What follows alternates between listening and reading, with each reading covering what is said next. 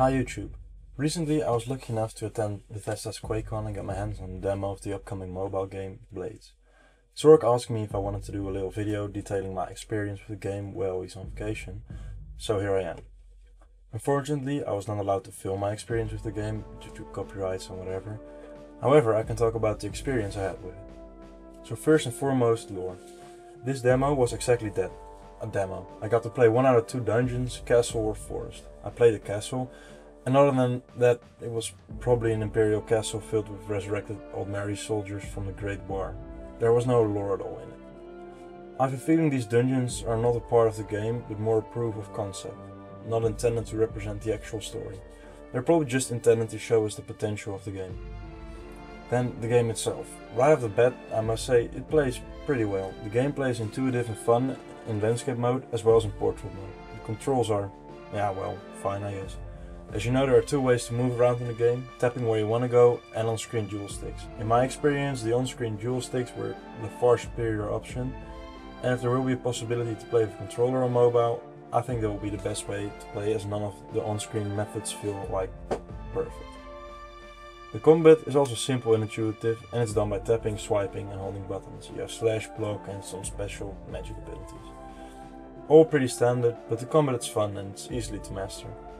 The one thing that truly bothers me is the camera control during combat. During combat your character is static and the camera follows the combat target until the target is dealt with. This almost forces you into fighting every single creature. I can live with this as a mobile mechanic, but I really hope to change the camera controls to be more free on the console and PC releases. Talking about those versions of the game, I also hope the console and PC release get updated graphics. On the small screen of the iPhone I was playing the demo on, the game looked fine. However, when taking a closer look, the textures seemed blurry, some textures were almost worse than the vanilla Skyrim on the PS3, which was, well, as we all know, terrible.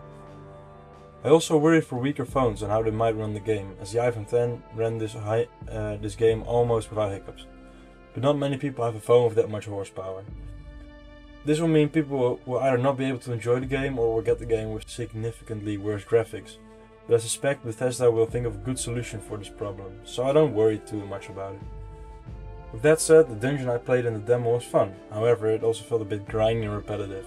But as I said before, the dungeon is more a proof of concept, and I suspect the full game will feature more story and less grindy dungeons, at least in the story mode.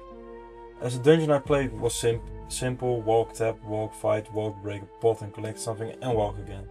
I really hope the game's story mode will get us some nice story related dungeons, a bit like how Elder Scrolls Online handles its dungeon stories. I was also asked to say a bit on monetization and microtransactions that will be in this game, and I didn't really see any yet. I think the main segment of monetization in this game will be in terms of town decoration in the town building mode and maybe some gear cosmetics.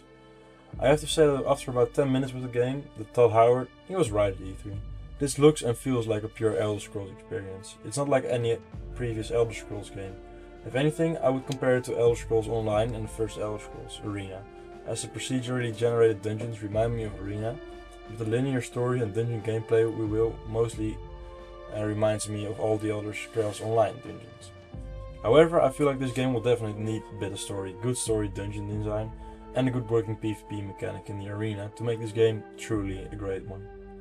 But until we have seen the other modes of the game in action, we'll just have to wait with judging the game. From what I have done, it was fun, the concept works, but now it's up to Bethesda to make the concept into a good game for all of us to enjoy.